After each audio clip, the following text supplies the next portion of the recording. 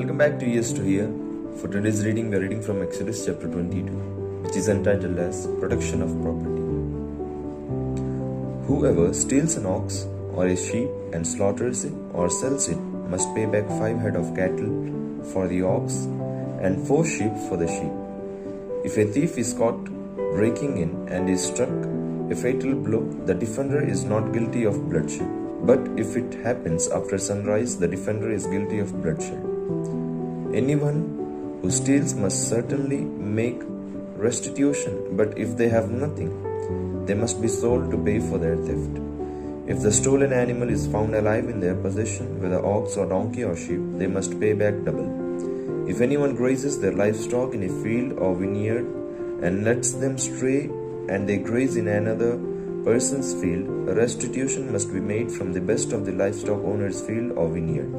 If a fire breaks out and spreads into thorn bushes so that it burns stalks of grain or standing grain or the whole field, the one who started the fire must make restitution. If anyone gives a neighbor silver or goods for safekeeping and they are stolen from the neighbor's house, the thief, if caught, must pay back double. But if the thief is not found, the owner of the house must appear before the judges, and they must determine whether the owner of the house has laid hands on the other person's property.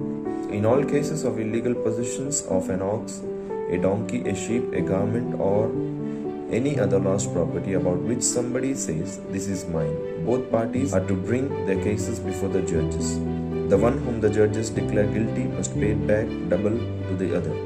If anyone gives a donkey, an ox, a sheep, or any other animal to a neighbor for safekeeping and it dies, or is injured, or is taken away while no one is looking, the issue between them will be settled by the taking of an oath before the Lord that the neighbor did not lay hands on the other person's property.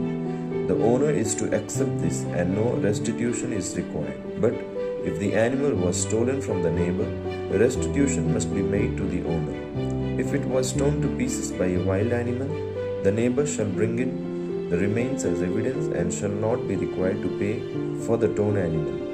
If anyone borrows an animal from a neighbor and it is injured or dies while the owner is not present, restitution must be made. But if the owner is with the animal, the borrower will not have to pay. If the animal was hired, the money paid for the hire covers the loss. If a man seduces a virgin who is not pledged to be married and sleeps with her, he must pay the bride price and she shall be his wife. If her father absolutely refuses to give her to him, he must still pay the bride price for virgins. Do not allow a sorceress to live. Anyone who has sexual relations with an animal is to be put to death. Whoever sacrifices to any god other than the Lord must be destroyed. Do not mistreat or oppress a foreigner, for you are foreigners in Egypt. Do not take advantage of a widow or an orphan.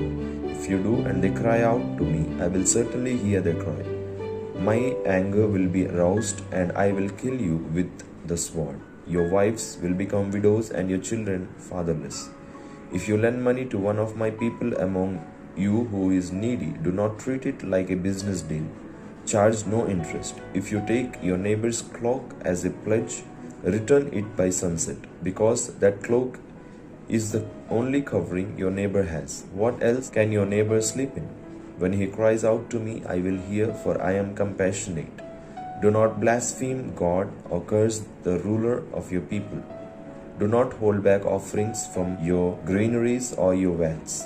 You must give me the firstborn of your sons. Do the same with your cattle and your sheep. Let them stay with their mother for 7 days, but give them to me on the 8th day. You are to be my holy people, so do not eat the meat of an animal torn by wild beasts. Throw it to the dogs. May the Lord bless us through the reading and hearing of His word. Amen. See you tomorrow.